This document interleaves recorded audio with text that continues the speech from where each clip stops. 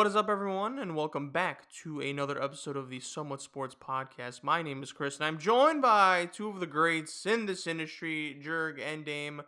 Fellas, how are we this week? I know we've been on a little hiatus, but that's because we kind of dropped like a two-parter last week. Took some time off again. We began beat up by work, all that stuff. But how are you guys? It feels good taking some time off. Now I know what it's like to feel like Dame sometimes, except I'm not going to tropical vacation spots. But in all seriousness, I'm good. I'm happy to be back. I'm happy to be recording. Podcast time is my favorite time, and I love recording with the boys. I'm honestly having a pretty rough day. Rough day at work, just one of those days, and now I have to come back and do this to Chris, so it's just double bullshit. But here we are. This is low-key your favorite part of the day, Dame. You can admit it to us. It's okay. It's not, but yeah, we'll just pretend it is. Yeah.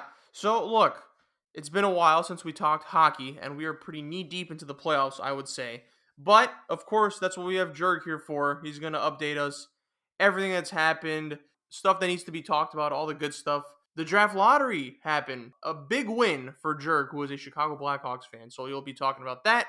The first half of this show will be NHL talk, and then the second half we will be discussing the announced games so far of the next NFL season. That's right. So a couple of notable games, season opener, a few Christmas games, a New Year's Eve game has been announced, and of course the international games of next year's NFL season.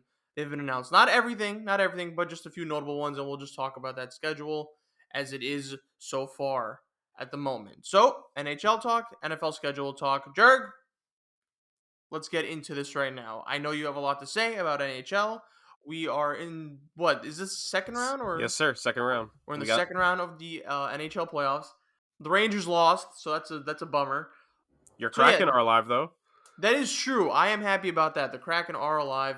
So if you wanna, you could literally go back to the first round if you want, talk about any notable things, and then bring yourself up all the way to the second round, and then of course you could end off this hockey segment by talking about the NHL draft lottery, which your team won. Unless you want to start off with that, because I know that you were in a good mood, and I believe the top prospect of this NHL draft is like I've heard he's the equivalent of Victor Wembanyama, but in like the hockey version. I don't know. You could Yep. speak to that as much as you want, but yeah, basically, what's your excitement? Obviously, it's high, but like Yeah, so I'll save that for last because why not save my self gratification and joy for last? And also telling everyone, I'll say this on the back end, but I'll say this on the front end too for anyone who is a hockey fan that listens to this that is upset that me, a Chicago Blackhawks fan, is happy about this. Cope and sieve, you little shits. We tanked better. But now to the actual playoffs in and of itself.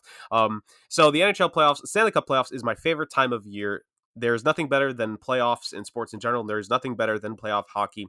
And the first round in general was pretty good. I'm going to run through the first round, at least a series that were semi-entertaining, but not too much happened. Starting in the Western Conference side of things, you have the Dallas Stars ended up defeating the Minnesota Wild in 6 games. It was a relatively clean series. Minnesota looked like they were good for a while, but Dallas eventually was able to pull through, won the last 3 games of the series. Funny aspect, we'll talk a little bit about Dallas here in the next round, but they still have yet to lose back-to-back games in these playoffs, so Dallas is looking pretty good at this point for the most part. They fluctuated back and forth in the second round, but they should hopefully be a little bit better.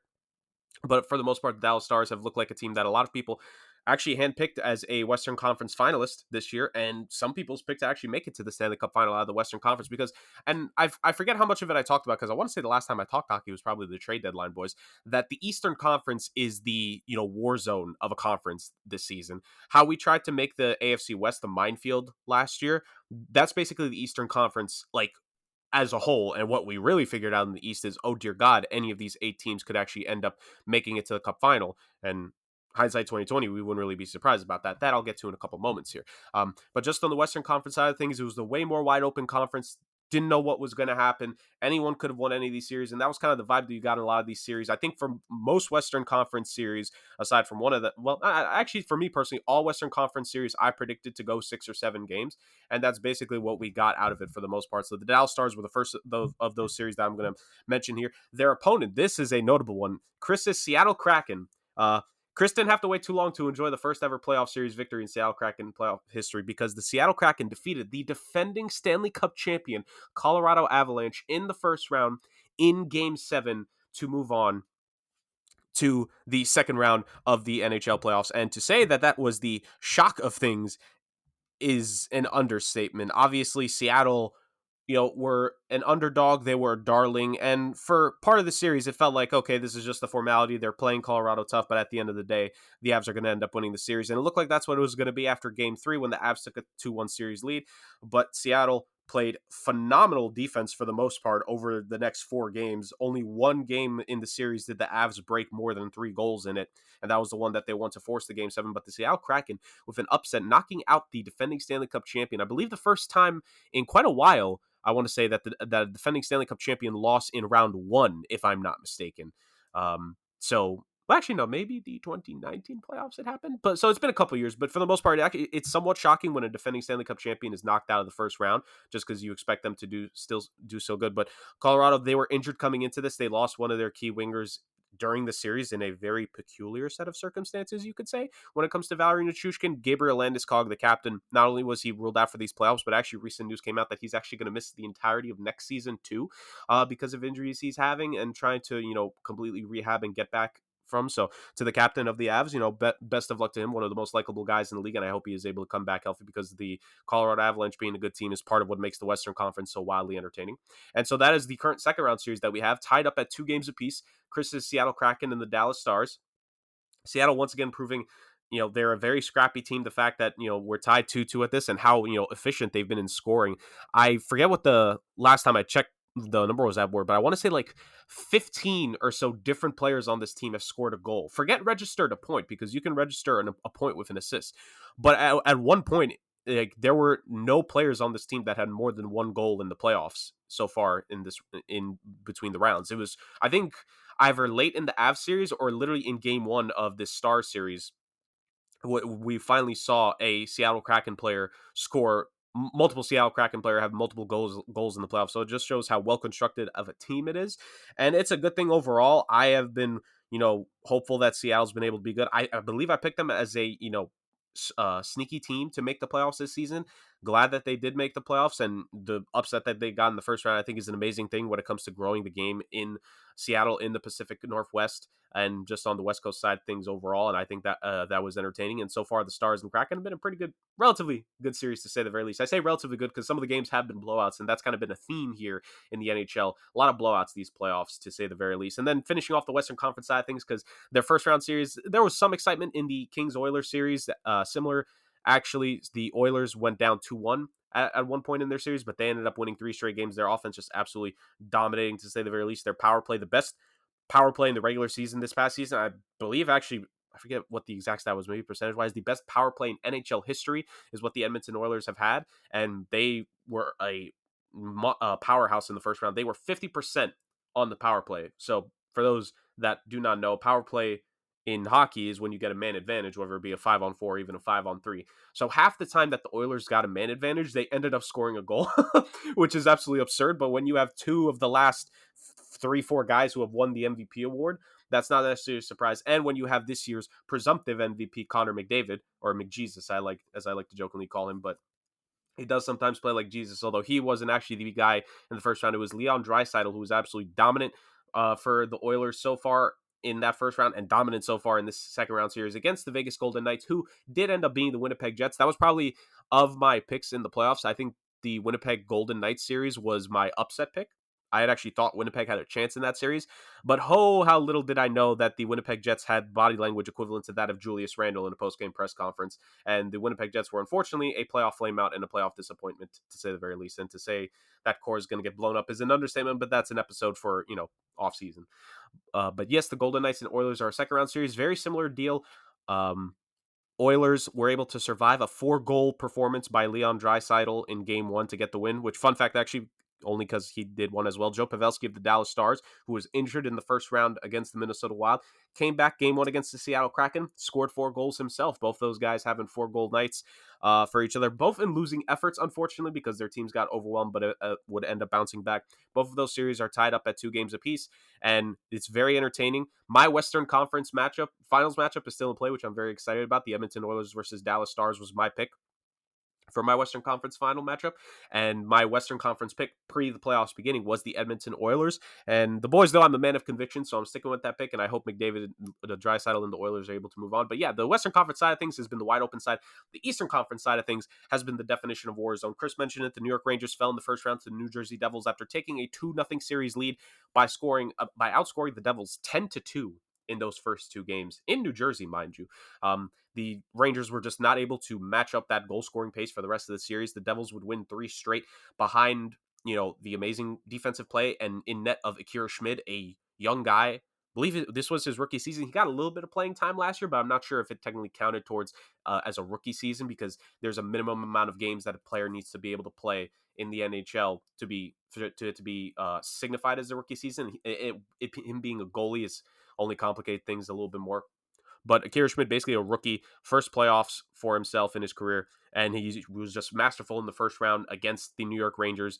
3 straight great games. Game 6 in MSG, when the Rangers needed to win that, they were able to come up clutch. They were able to kind of look like what they did in Game 1 and Game 2, but they were just unable to do the same thing. And poor Igor Shesterkin, who was left out to dry, it's looking like it's going to be a Henrik Lundqvist repeat career for him, where he does this thing in the playoffs. Both these playoff appearances the last 2 seasons for the Rangers, the main positive for that team is Igor Shesterkin and how talented he is, and the main negative is just the team in front of him failing, whether it be the defense not playing at the level that they should be, disappointments, I think, with Jacob Trouba, Keandre Miller, and that defensive core, and just the offense drying up at the worst time possible. When you score 10 goals in the first 2 games, and I don't even know if they scored 10 goals in the last 5 games combined of the series. I'd have to go back and double check, but just a complete drying out of what was supposed to be a Rangers much improved offense that was their Achilles heel for the playoffs last year and why they lost, at least in the conference finals last year.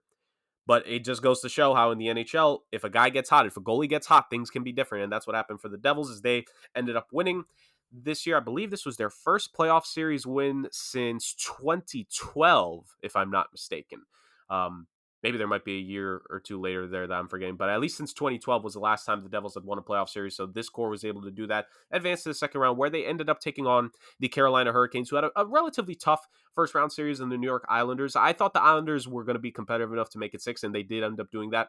It ended up being a 6-game series there, and then Carolina has come out in this second round and have absolutely roughshotted the New Jersey Devils. And this is why I kind of mentioned, like, while the playoffs are good, and while I always enjoy the playoffs, there have been plenty of blowouts, and I don't think any series shows that better than this Hurricanes-Devils series.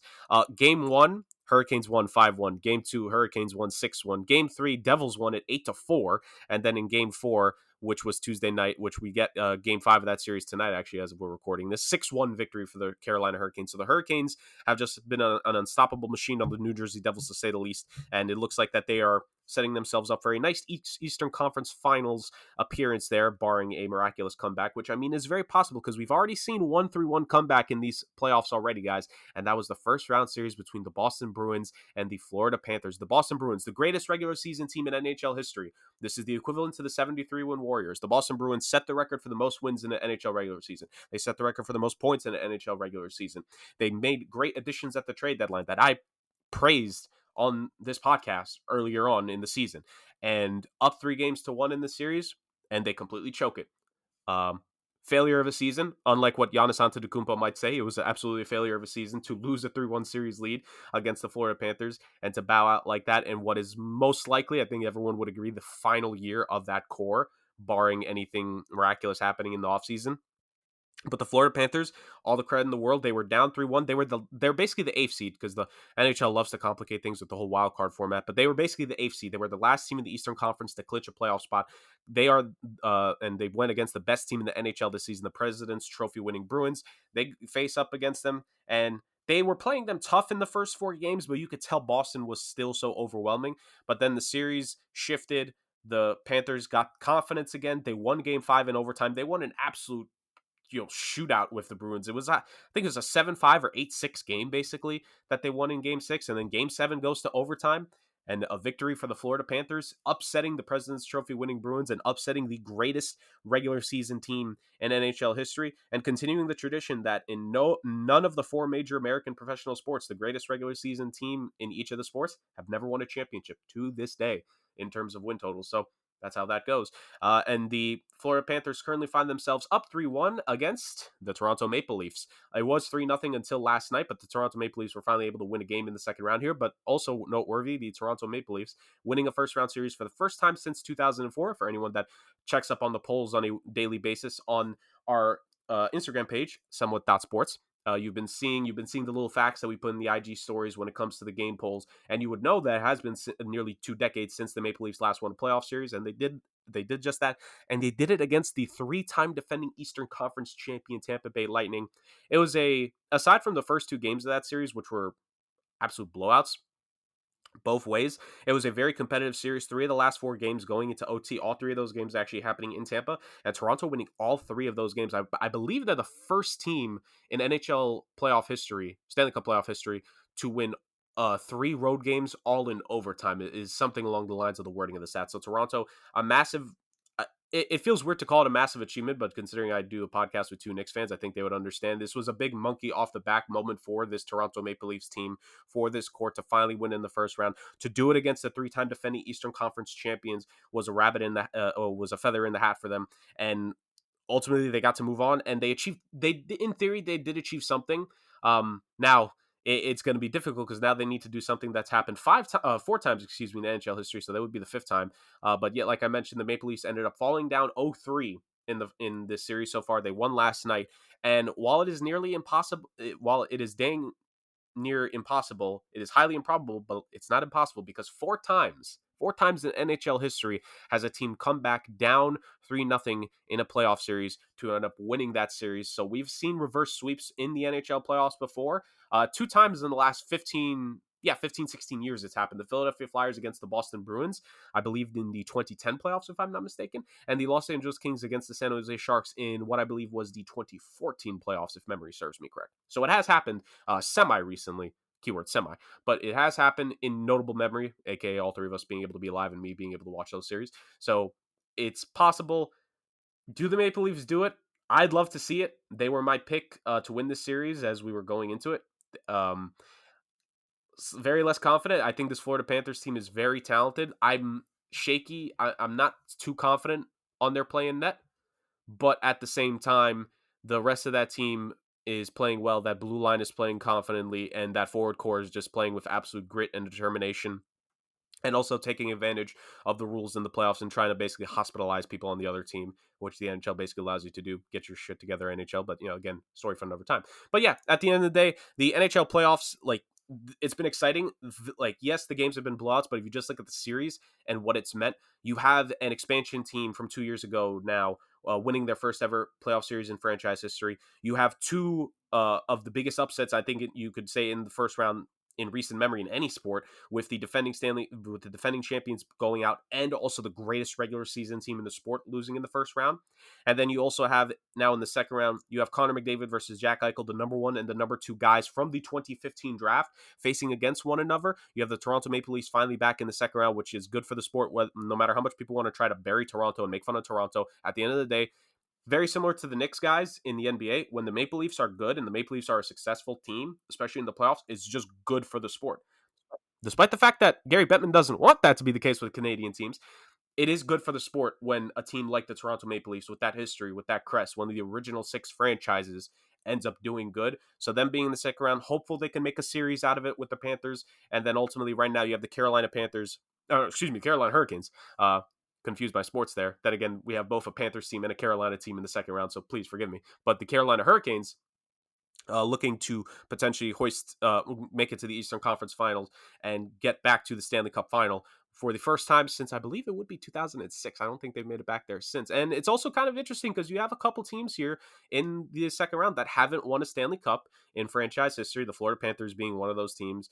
The Seattle Kraken being one of those teams. For some of these teams, it's been a long time since their final Stanley Cup that they won. For the Devils, I think the last time they won was 2003. For the Dallas Stars, 99. Golden Knights have never won the Cup. Oilers, they haven't won a Cup since early 90s. I forget the exact year. Was it 92 or 93? Something along those lines. It was in the early 90s when the Oilers last won.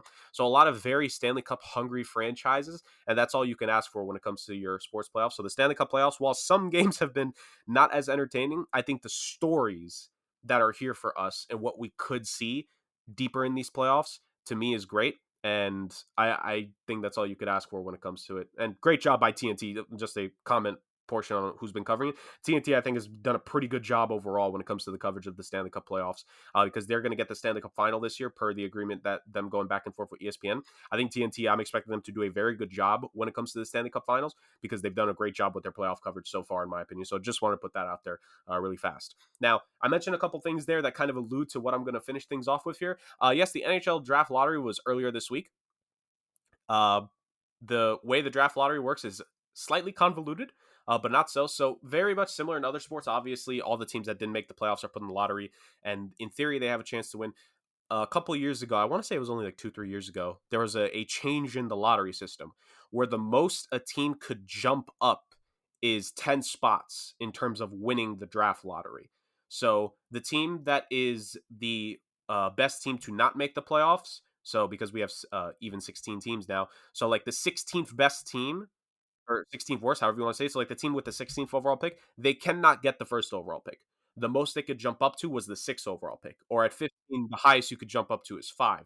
That was something put in place by the NHL because there was a case over the last 10 plus years of teams winning the draft lottery multiple times. I think the most notable case being the Edmonton Oilers winning the draft lottery. I think it was 4 times in a 6-year span, if I'm not mistaken, or 4 times in a 7-year span, which actually included 3 in a row, funny enough. Or the New Jersey Devils getting the first overall pick in a 3-4 year span. Like, they were trying to mitigate that happening. So that's what was implemented ultimately a couple of years back. And it's interesting to say the very least. There's also rules that you can't technically win the lottery multiple times. You can only win it like twice in a 5-year span. So if you jump up 10 picks twice in, like, let's say 3 years, the next 2 years is basically a guarantee you're not going to be able to jump up twice again.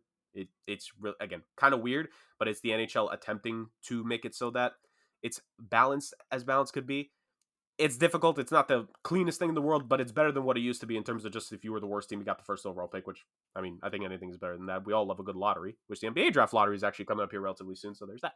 But yes, as Chris alluded to it, and if there's anybody here that actually somehow follows me on social, if you do, I apologize to you. Wait, Jerk, were the Blackhawks like the worst team in the NHL or no? No, so it was the Anaheim Ducks that actually had the best odds, if I'm not mistaken, And going they in. moved to 2, right? Yeah, they fell down to Oof. numero dos, which honestly is not bad in this draft. Like, number 2 is still pretty good. So what were the Blackhawks like? What? They were tied for second. So Okay. The Ducks were the worst team. The Blue Jackets and the Blackhawks tied at 59 points, and then the San Jose Sharks were at fourth. And in theory, the lottery did its job because all 4 of those teams stayed in the top 4.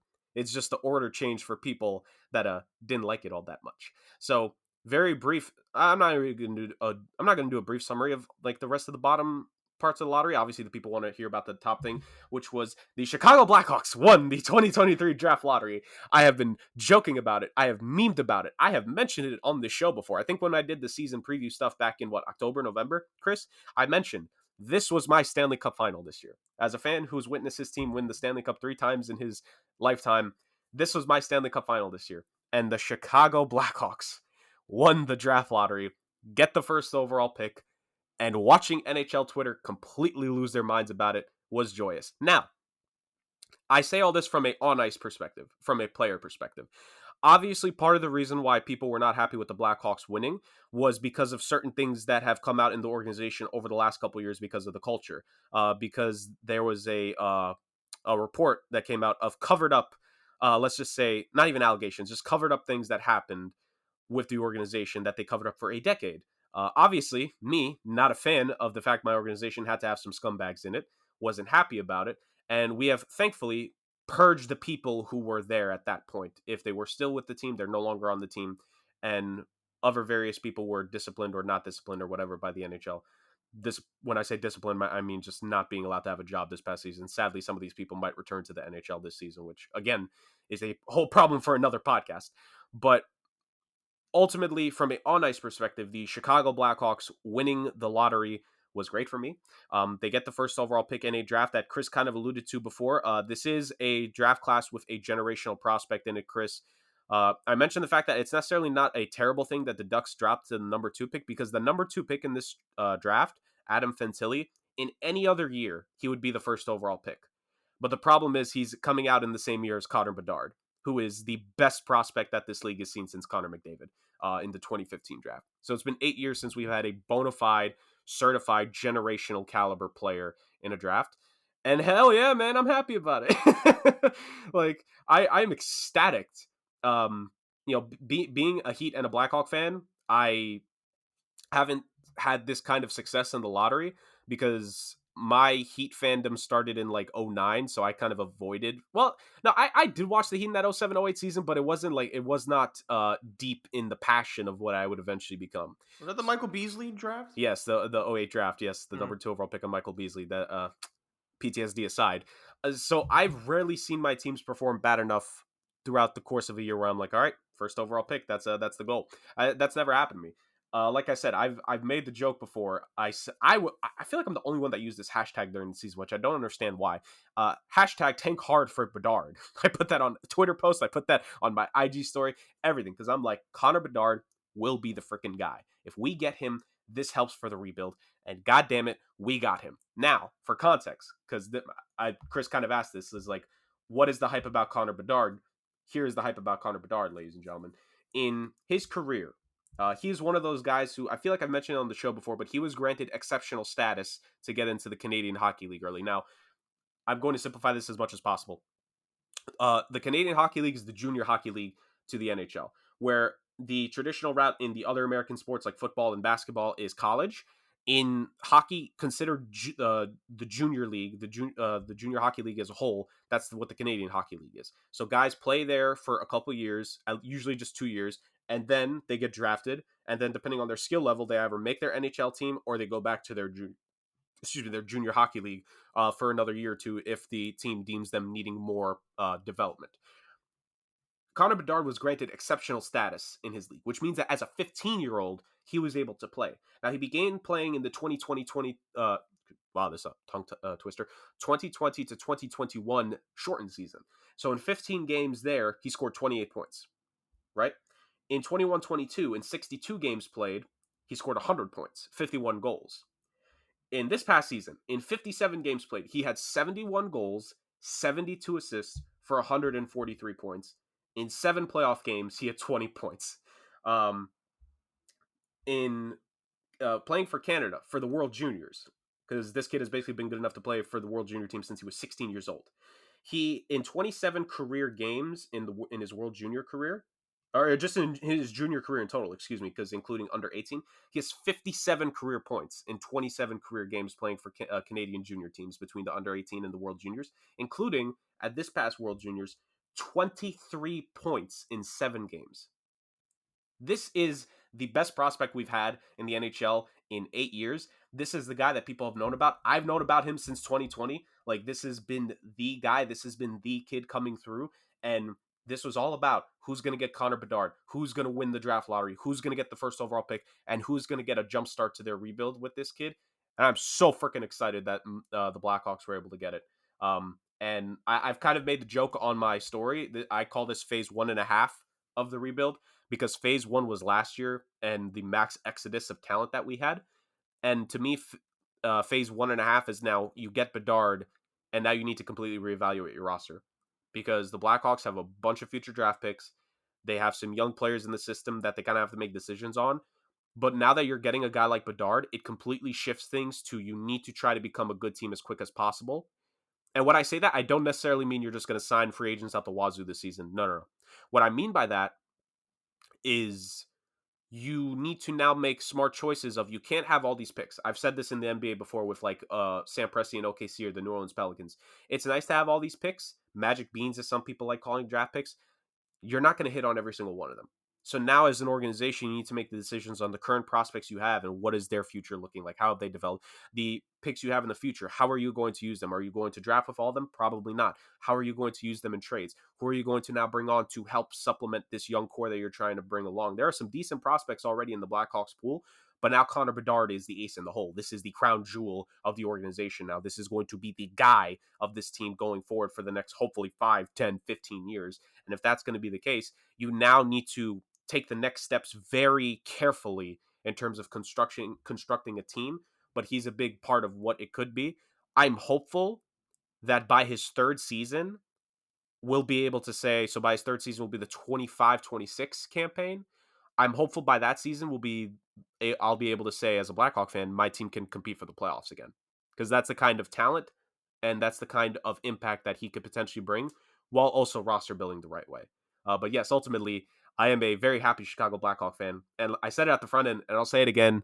Cope and seethe, hockey Twitter. Cry. I enjoy the tears of people losing their absolute minds with the Blackhawks winning the draft lottery and people trying to say it's rigged. Cry. Just do me a favor and cry. Well, Jurg, I'm happy for you, pal. Thank you. More than happy. I know you and CM Punk are ecstatic about all this. Absolutely. Yeah, man. Go get your generational talent, bro. I can't wait to buy that jersey. Yeah, I mean, yeah. It's very rare when like one of our teams gets a generational talent like that. So across any sport, actually, I know it's rough out here when it comes to like good people like us. But Jurg, breaking that spell, good shit. Props to the Chicago Blackhawks, man. And shout out to the NHL. Shout out to the Kraken as well. Got to give them a shout out. Yeah, sorry Ducks, but I mean 2 ain't so bad. It's not 1, but better than 3, I guess. And again, Adam Fantilli, any other year, if Connor Yeah. Bedard wasn't coming out this season, Fantilli would be the first pick. He would be the first pick. It's like the Wembanyama and Scoot Henderson. Like Scoot Henderson would be a 1 if it wasn't for Victor this year. Yeah, exactly. Like that's just how it goes sometimes. And like if you're Anaheim, like obviously it sucks because I know an Anaheim Ducks fan and I DM'd him a funny some like funny gifs just to mess with him. But like you're still gonna get a very talented player to that core. Like I think the top 4 teams in the NHL draft lottery this year, I would argue this is probably the strongest 1 through 4 prospect wise we've had in the last couple years in the draft because 2020 was thrown off by the pandemic. Obviously 2021 was still kind of thrown off by it. At 2022 we think that there are some really good picks, and I think there are, but we kind of have to wait and see. I think now that we're a couple years past from everything, we've gotten to see these kids finally play full seasons again. I would argue this is the best 1 through 4 we've had in the last couple seasons in terms of like the potential of all 4 of these prospects coming in. I take your word for it, pal. Again, one final congrats to Jurg and the Chicago Blackhawks. All right, that's the NHL for this week. We move on over to NFL land, where we have a schedule to talk about. Not a full schedule, just some notable games here and there. I believe, what was it? Like yesterday, some of the games came out. Is that what it was? Or yesterday or 2 days ago is when most of these games, became apparent. So we're gonna talk about a few of them. I'm on the NFL website right now. So I'm on the announced matchups section. So the opening game for week 1, first game to start off the season, Detroit Lions at Kansas City Chiefs. Fellas, I gotta say, I was expecting, maybe Eagles versus Chiefs, maybe Bengals versus Chiefs to start off. But we got the Lions, and I was a bit surprised. I think I could speak for all of us. Now, look, this is a pro-Lions podcast. I know their draft really, hit their stock a little bit, but pro-Lions podcast. And you know what? They are on the come-up. I think they're one of the more, they're one of the up-and-coming rising teams in the NFL. They're really fun to watch. And they're going to go against the Kansas City Chiefs, the defending champs. So what a way to kind of establish that you're here, right? To make a mark. Now, I think low-key this is going to be a fun game. I really do. I think it's going to be very offensive-oriented. Jared Goff versus Patrick Mahomes. We know how that not the first match, but we know how that matchup in 2018 went when it was the Rams versus the Chiefs. It was like the greatest football regular season game ever. And now, who knows? Maybe we'll get a second version of that. But I'm happy for the Lions that they're going to get, some notoriety here on national television. It's a good way to make their mark for them. And for the Chiefs, I mean, this is business as usual. This is a winnable game for them. You're supposed to win this game. You want to avoid the Super Bowl hangover as much as you can. You don't want to take this team lightly because I think the Lions are one of those teams where you just there's a part of me, like Patrick Mahomes doesn't lose week 1, we know that, but it's not a team that you want to take lightly because they have a lot of firepower on that team, bro, and they filled in some gaps on the defensive end for their team. So I think the Lions are sneaky. I think this might be a close game. We're not gonna make predictions; it's pretty early, but for a first week, I was a bit surprised, but at the end of the day, I let it marinate a little bit. I was like, you know what? I feel like this could be a fun matchup, and to be honest, it's all I care about. Before I move on to the other games, fellas, what did you make of the Detroit Lions and the Kansas City Chiefs being the first game of the season. Dame, what did you think of this? Start with you. Well, I think this just shows that the league is feeding into like the Lions hype. There's a lot of hype around the Lions going into next season. The sports books have them as the favorite to win the division and by a good amount too. I don't understand why. They're like plus 140 and then the next is like the Vikings at plus 350, which is a pretty big difference. So I'm shocked at that, but I guess it just shows you that people in Vegas and people around the league are really um, excited and like what they see in the Lions and kind of the way they're doing their rebuild. I'm still a little iffy on their quarterback situation, but basically all around the roster, they definitely have young players that are growing and becoming better. Dan Campbell, there was early talk last season of him getting fired and him not being the right guy, but he clearly turned it around and showed that he is the leader to take this team to the next level. It'll be interesting to see how this season goes. Obviously, with all the hype around them, last year they kind of flew under the radar. But now that people are kind of expecting them to be good or kind of be competitive every single game, maybe fight for a playoff spot or even make the playoffs, and obviously, it's like most people in Vegas, thinks they're going to win the division. So it'll be interesting to see how they play as kind of the favorites. But for week one, I mean, Andy Reid doesn't lose off buys, and he definitely does not lose week ones after having it in months to prepare for that 1 week. You saw the masterful job they had against the Cardinals last year in week one. Patrick Mahomes had like 5 touchdowns. I expect nothing less. I think Patrick Mahomes probably will have another 5 touchdown game. It'll be fun to see this Chiefs wide receiver group. Right now it's just Tony Sky Moore and Rashid Rice that they drafted at SMU. Believe that's the college he was at.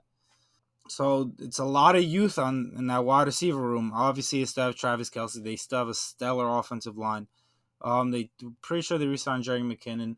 So the offense, and as long as you have Patrick Mahomes, you'll be all right. But I'm very interested to see how this season goes with these very young wide receivers on the outside working with Mahomes. Jared, what did you make of the announcement? I was definitely surprised. Like you guys had said, I do like the fact that Dame mentioned how Vegas is rating the division right now because I feel like the schedule makers might rely on that here and there. And I think part of the reason for giving the Chiefs this opponent was, all right, we got to give them a team that there's sky high hopes and expectations on. And if there's one team I think like everyone and their mother is going to pick going into next season to win a division, I think it's the Detroit Lions. And I think people are going to try to ride the Lions hype train, to say the least. Is this the best possible matchup that you could do without giving an Eagles Chiefs rematch in week one? Because I guess maybe they're trying to save it for next year. I'm not sure. Or not next year, later in the week, excuse me, or later in the season. Maybe. Um it it's tough. Like, yes, this is a pro Lions podcast. I'm not trying to go against our boys in Detroit, old MCDC and them, but just you kind of mentioned it, Chris. I didn't necessarily like love their draft class, especially the first 2 picks.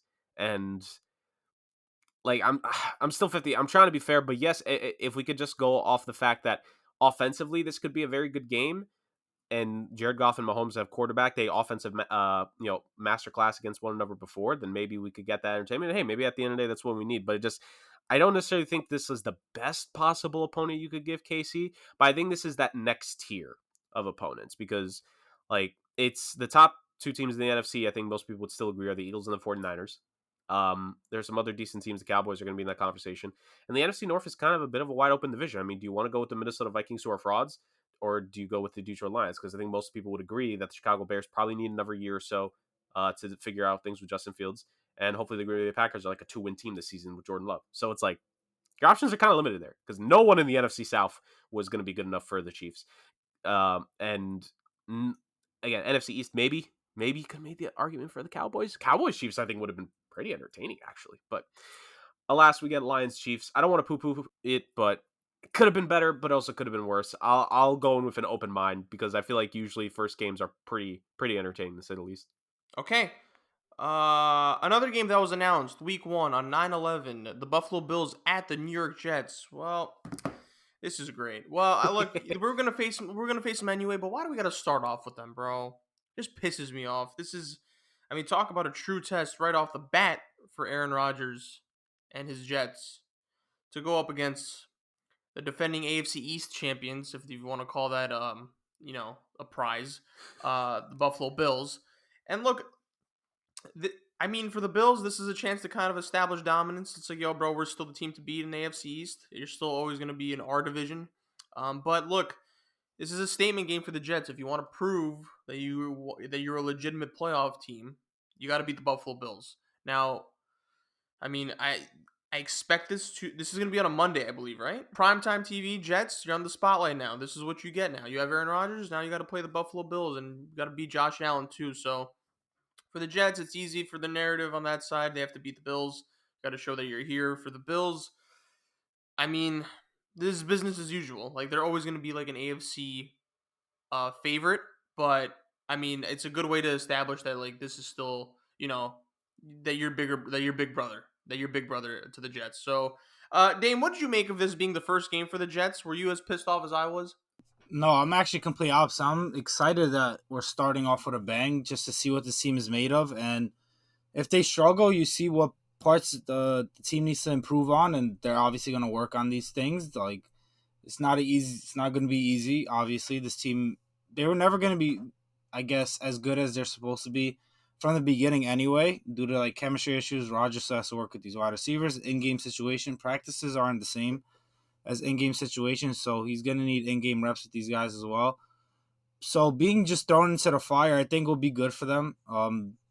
Obviously the Bills are the Titans of that division, so just to be thrown in that fire, you'll know what to expect, and you'll know what you need to be to kind of compete for that division or compete for a playoff spot. And that for the Jets defense as well, obviously going straight up against Josh Allen.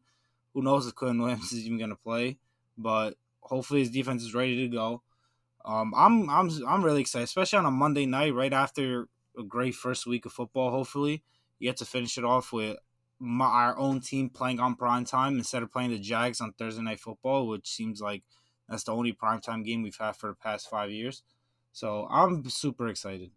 Okay, these next few games, I mean, they're not really that notable. Week 5, Dallas Cowboys at San Francisco 49ers. I'm assuming Sam Darnold is the starting quarterback for the 49ers. I don't want to talk about the quarterback troubles for the San Francisco 49ers, but yeah, I mean, it should be a good game. Um, and then week 12, we have the Miami Dolphins at the New York Jets. That's on a Friday. Oh, this is Black Friday. Never mind. Okay, that makes sense. Because it's like at 3 o'clock. The NFL's trying to take over every day of the week. To be honest, I don't mind that. Week 13, San Francisco Niners at Philadelphia Eagles. That will be an NFC championship game rematch. And then, of course, we have two Christmas games announced. We got the Las Vegas Raiders at the Kansas City Chiefs. And then we also have the New York Giants at the Philadelphia Eagles. New Year's Eve game, Cincinnati Bengals at the Kansas City Chiefs. Fellas, of all those games, is there anyone, besides the Bengals and the Chiefs, is there any one of those games where you're just like, you know what? I can see that being a banger. Like, they're kind of, I don't know. They all seem somewhat enticing, but is there one in particular that you guys are like kind of looking forward to more? Jerg? Dolphins Jets for me, because Oh, yeah.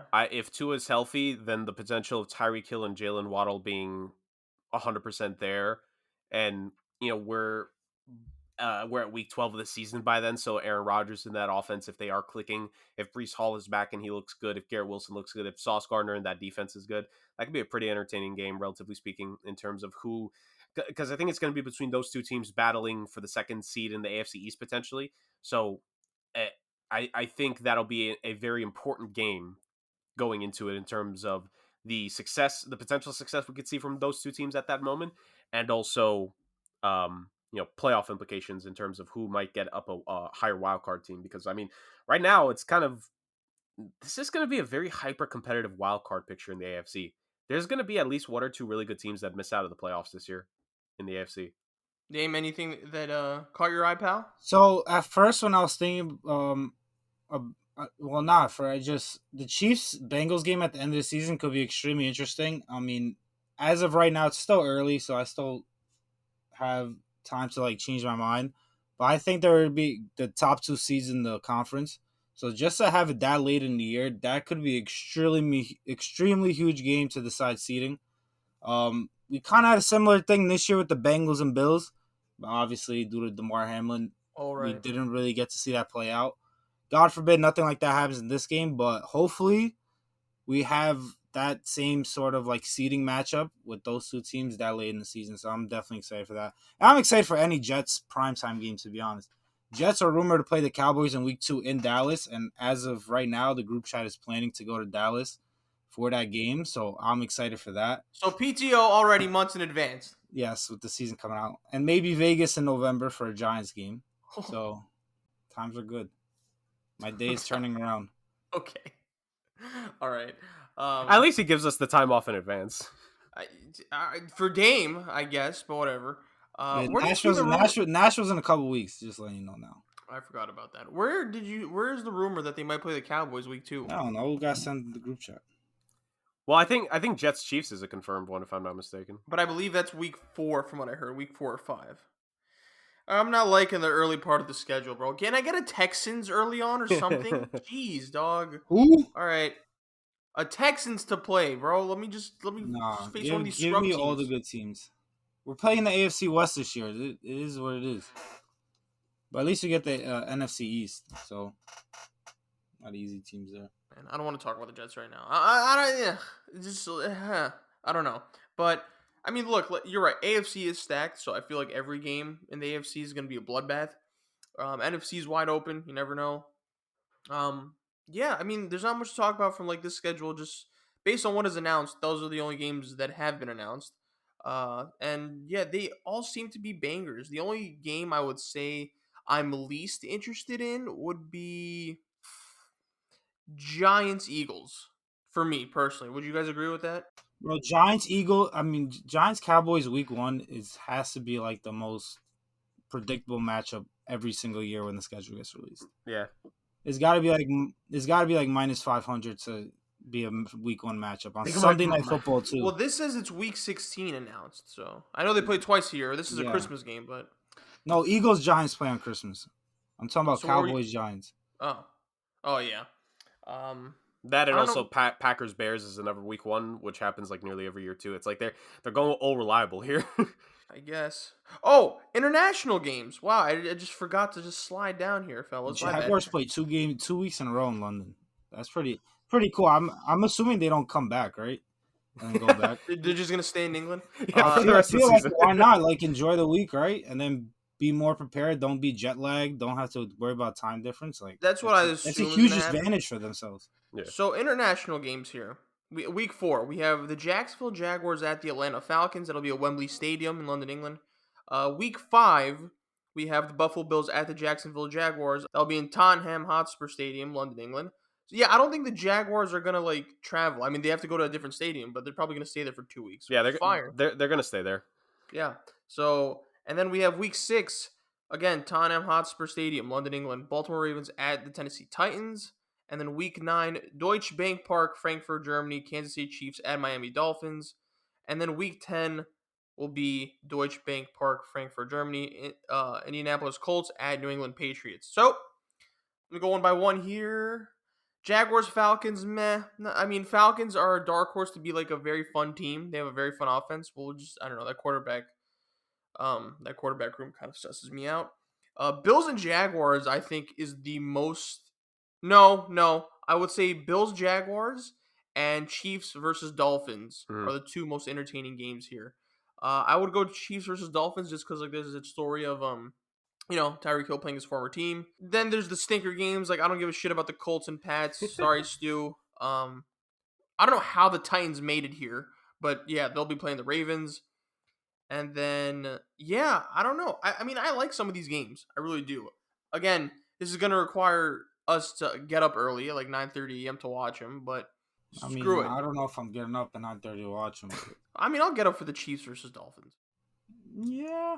Can we just point out the hilarity in that Tyreek Hill's first game against the Kansas City Chiefs since he got traded is in Germany? Yeah, last year he had like a quote that he can't wait to get to Arrowhead and like he's gonna go crazy. Still can't wait. He's still gonna wait. And if he was retiring after his contract, then he might have lost. Jaguars get 2 international games here, fellas. I would say, like, personally, Testing the waters. I'm bullish on the Jaguars. And I also think, like the Lions, I don't know which one of you said it. Was it Dame or was it Jerk? Where this is like a testing the waters thing, right? Me. Yeah. like Lions are on the come up. I think the Jaguars are also on the come up, and I think the fact that they gave him 2 international games, is it back to back? Yeah, back to back weeks. I don't even. Yeah, I guess so. I don't understand that logic, Well, but that's yeah, that's not even my reason for saying testing the waters here, Chris. It's been a joke and rumored for years that if there's a team that if the NFL is going to try to make a team happen in London, you just relocate the Jacksonville Jaguars there. They have a game there every single year. why is there like a reason to that? It's just a big deal. Like the idea, like it's obviously not going to happen anytime soon. At least I don't think so. But it's been a convo in NFL circles. Like a lot of people believe the league would like if they want to expand internationally, they could think of at least having one team in London, and the Jaguars would be the team. That's why they send them. Like, look at the schedules every single season. We had a Jacksonville Jaguars game like there from every single year for like I've nearly a heard of that decade. rumor too. Yeah, I Yeah, mean, and the alright. Jaguars are out there every single year. Does the Khan family want to relocate But I though? wonder now that if they're like becoming probably. good, if they just want to stay in the U.S. 'Cause I feel like it'd be kind of be maybe an expansion team or like kind of a bad or rebuilding team that goes out there. I could be wrong. I think Shad Khan owns a soccer team, or at least has part Yeah, ownership in a he soccer team. does. Fulham, Yeah, Fulham. They got the Jags. I mean, his son is doing God knows AW. what Yeah. running a sinking ship. But at least with the football team, he like it. There's a potential that's why I'm personally saying this is testing the waters. You're not having a team stay. I think this is going to be the first time a team is staying back to back there for international games in London. Like this, it's so obvious they want this to happen. Like it's not even sugar coated. I guess. Definitely something to look forward to. Definitely something to look into, actually. But again, I think that game against the Buffalo Bills, the Jaguars, the game against the Buffalo Bills, it's going to be a real test for them. Um, it'll be week 5, so I don't. It's not going to be that late into the season. It'll be a month in. I like these games. I really do. I mean, there's a few stinkers out here like the Ravens and Titans, and also the Colts and Patriots, but makes up for it when you get the Chiefs and the Dolphins, and also the Jaguars and the Buffalo Bills. Chiefs Dolphins will be week 9. Okay, so that'll be like middle of the season. I believe it'll be an important game for both teams since it will be in the middle of the season, probably for seeding matchups. But yeah, any game that you guys are looking forward to from the international standpoint? I'm assuming Chiefs Dolphins and is like the main candidate, but what else? Bills Jaguars? Bills Anyone? Jaguars is something I'm interested in to see. Like, obviously the Jaguars kind of had that second half surge last year, so it's gonna be interesting how they start from how they are from the start of the season. Um, and just having Trevor Lawrence go take that next step into being like that really top tier elite quarterback. I think in the AFC the top elite quarterbacks are like Mahomes kind of by himself, and then it's Burrow and Josh Allen. I want to see. I'm interested to see how this season if Trevor Lawrence kind of makes a 4 in that elite class instead of 3. So that would be fun to see. Yeah. I think you have two bona fide good games of the 5 international ones, and then the rest are kind of up in the air. What I want to see what'll be the case, maybe we won't know before the game, maybe it'll be apparent after the game, the Ravens Titans game. Where do the Ravens rank in the AFC hierarchy? And where do the Titans rank for the future in the hierarchy? Because you're talking about two teams that like I kind of alluded to it before, but there's 3 wild card spots, and in the AFC side of things, if you're just talking about potential teams with wild card aspirations, let's just assume that all the division winners are the same as last year, right? Um, you have in the AFC East, you got the Dolphins and the Jets competing for the wild card. You got the Ravens competing for the wild card, assuming the Bengals win the division again. You have the Tennessee Titans competing for a wild card if you assume that the Jaguars win the division again, and then you have the at least the Chargers competing for a wild card spot. That's 5 teams competing for 3 extra wild card spots. Like it's like I said, two at least 1 or 2 really good teams are probably going to miss the playoffs in the AFC this year, and I think this game will be an early indication of are the Ravens like a bona fide team we should have trust in? They're going to make the wild card, no doubt. They're going to challenge the Bengals, or are they flawed? Like the Tennessee Titans have been a very tough competition for them the last couple of years. And then with the Tennessee Titans, it's like, are you are you able to kind of refine something in yourself? Because remember, what coincided with the Jaguars' second half surge was a second half collapse by the Tennessee Titans. And can they kind of turn things around with the new GM? Can they get one last gasp out of Derrick Henry and Ryan Tannehill? I mean, you're asking a lot with Tannehill. So can you get one last run of a good regular season with Derrick Henry being your workhorse? Or are you officially completely outclassed in the AFC side of things? I think that game, it might not seem like a lot on paper when you see it. Obviously, it's the Tennessee Titans. It's not necessarily A plus entertainment there, but when you consider the implications it could have for the AFC playoff picture going down the line, I think that actually could be a game to just keep in the back of your mind. Like that could be the nexus point of either of those team seasons going really good or really poorly. Yep, I agree. Yeah, I don't know. Who knows? Maybe Will Levis will start that game by that time. Ryan Tannehill's on borrowed time. For the Jaguars, I think, in my opinion, they're leading candidate to win that division. In my opinion, Mm-hmm. if so, I mean, if you want to, if you want to show everyone that you like your part, like you want to be a player in the AFC, you got to beat the Bills, man. Got to show that. Look, I believe in Trevor Lawrence. I think he is gonna enter that stratosphere of elite tier quarterbacks, and this is also a big game for Josh Allen to prove that, yo, dude, I'm in the top 3. Pressure for both teams. Gonna be a good game. Hopefully, we'll be awake to watch it. But yeah, to be honest, I like a lot of these games so far. I like I'm digging a lot of these primetime games. Jets, I'm glad you made it. Prove a lot of people wrong, please, bro. For my sanity, I need the Jets to prove a lot of people wrong. Any final thoughts before we wrap it up? Not. I mean, we still need to wait. Like, this is just a preliminary release. Still, like, Yeah. I think the schedule gets finalized tomorrow night. I want to say. So this is just our initial thoughts on these first games. Maybe we'll bring it back next week. But the NFL, like there's no such thing as the NFL offseason. We find a way to talk about the NFL, and then by hook or by crook. And like this is just one of those ways. Like I don't think the NBA matters this much with a schedule release. Like aside from Christmas Day, I don't think we really care about the NBA like this much. Same with MLB, same with NHL. God knows the NHL doesn't freaking market, but like the NFL schedule release is like something we can actually legitimately talk about. That just goes to show why it's the king sport in North America. And let's wrap up with that. All right, fellas. What a week. What an episode. Hockey, football, NBA playoffs are going on. We'll be discussing, the semifinals round as it finishes up because I believe, no one's advanced yet to the conference finals. So we'll hold off on that and then we'll talk about it probably next week. So, gents, beautiful job as always. Thank you for steering the ship with me, Jerk. Where can they find us on the socials? Guys, you already know it's at somewhat.sports where you can find us on the socials to get all the updates, all post updates, story updates when we have our episodes out. Polls, we have been running roughshod with the polls during the NHL, during the Stanley Cup and the NBA playoffs. So continue that. You'll get those polls tonight. You'll get those polls the day you're listening to this. You'll get these polls the week after you're listening to this. We're going to post polls every single day for every single game. Props to our social media guy for doing that, of course. But no, in all seriousness, guys, at somewhat.sports on Instagram, somewhat space in sports on YouTube and Spotify to listen to this fantastic program. Like, comment, subscribe to the YouTube channel. Please, follow us on Spotify. Give us 5 stars. Leave a review. Let us know what you want. Podcast by the people, for the people.